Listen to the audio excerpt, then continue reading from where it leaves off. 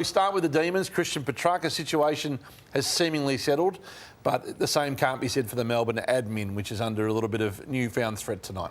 No, and I think it's an uneasy truce, by the way, with Christian Petrarca in Melbourne. But let's start with the Melbourne board, Craig. So Stephen Smith's name has emerged in the last 24 hours as a potential board candidate and potential president, former MCC president, of course, Melbourne fullback, etc.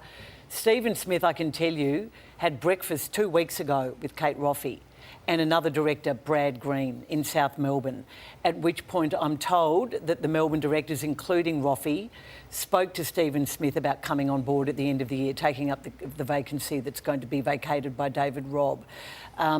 Nobody is saying that Roffey and Smith discussed a succession plan, but that is clearly the plan, that Stephen Smith would take over from Kate Roffey in the near future. Interestingly, the Melbourne board met last Monday night. We reported that last week. They met for 5 hours. Christian Petrarca and his saga was discussed for 2 hours. And Gary Pert, as end-of-year thing, and because of all the drama that's happened, is conducting an internal review of the club. Well, I can tell you tonight that the board is not ruling out commissioning an external review of the entire club, including the executive, including the football department headed by Alan Richardson and Simon Goodwin, and of course the CEO in Gary Pert. So they're two developments that we've now... So you think senior leaders are now under threat for their roles? I think everyone's under threat now. I think Kate Roffey is clearly the collateral damage from the Christian Petrarca saga because of the interview she did last week. Let's have a look first, or have a listen first to a couple of excerpts from that interview with Gerard Whateley.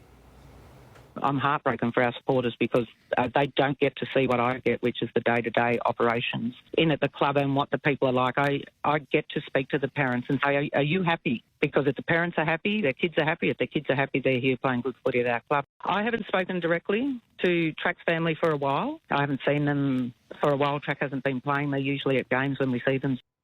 So the inconsistencies were there for all to see, and probably a bit of lack of empathy. You think that interview will be the Joe Biden moment, catalyst for change? To quote another journal. I think it will. I think internally the club are wrapping their arms around Kate Roffey. They feel for her. They know she's stuffed up. They weren't expecting it. There'd been a lot of practice for this interview. Didn't go the way it was planned. Even Max Gawn, I think, has, placated Kate Roffey. But I think she knows too that it's gone down really badly. Everyone was talking about it last Thursday at the All-Australian function. It was the only topic of other presidents. But, we go back to the start of 2022, in fact, the AFL season launch, when Kate Roffey accepted the premiership flag and had a few things to say. We are very much a club that is bound together by a desire to be as good as we can on and off the field. I'm constantly asked by the media, do we coach our players on what they should say at the end of a game? No, we don't. That is the culture of the Melbourne Football Club. It is all about selflessness, it is about team first, is about club first. We are an extraordinary club. So there was hubris in that speech. There was hubris at the start of this year in Jeff Brown's speech. But, on that particular night, a lot of clubs were pretty unimpressed with Kate's speech, and she didn't strike the right note. Very quickly, do you think it's time for her to stand down as chair? I think she has decided that it's a tough job. She's done it for 3 years. She's a premiership president, and she was, bizarrely, was already thinking about doing so before that interview last week, given that we've found out that she had a meeting with Stephen Smith 2 weeks ago. And then there's the brand Petrarca piece and all of this, which has emerged.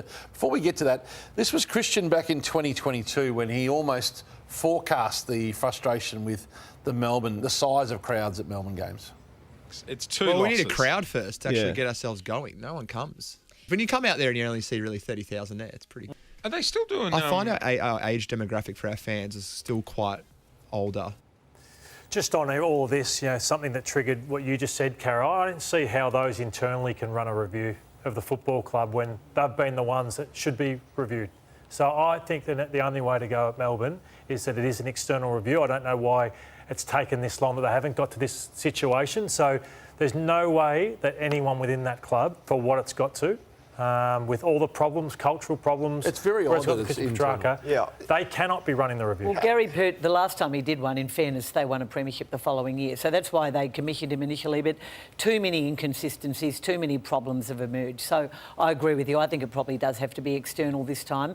You can't get rid of everyone, though, Matthew, can you? No, you can't. But there will be a I think scapegoat honesty, or two. if you want total honesty, I think it's nothing like speaking to those outside it. And the probability is he may have just bought 12 months here, right? Like, they're clearly now his management have distanced themselves from him a little bit on the way that he's handled it. But clearly he hadn't. Do you think he needs new management?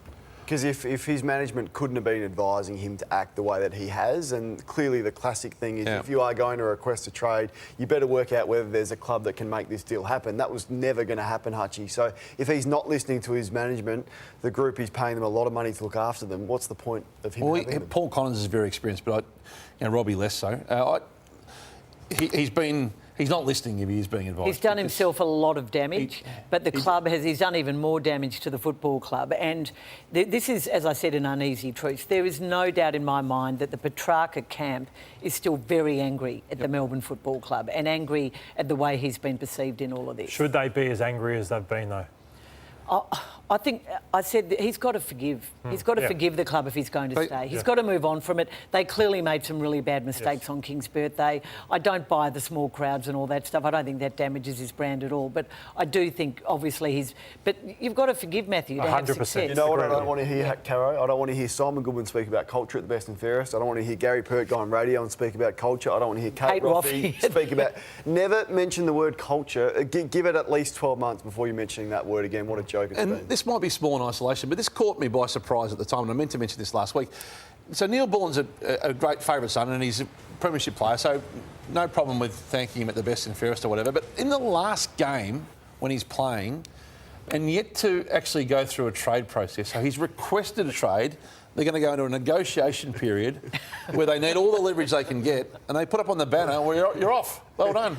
I thought that was just symbolic a little bit of where they are. And look, they're not aligned internally. That may just have been a cheer squad decision, Hutchie, but if that was a club decision, you're right. He signs a long-term deal. The great clubs don't let the cheer squads do that. He signed a long-term deal. He was happy at Melbourne 12 months ago, and family circumstances changed. But this is my point. Everyone's too nice. Everyone wants to look after the player managers, don't want to offend them. Everyone wants to look after their players, don't want to hurt any feelings. Bring back the ruthless clubs like they used to be. There's not many left. Well, Steve Smith doesn't like confrontation. He'll only come on board if there's a spot for him, but he's not going to come on board unless he's going to be president, and I'm sure he'll make changes.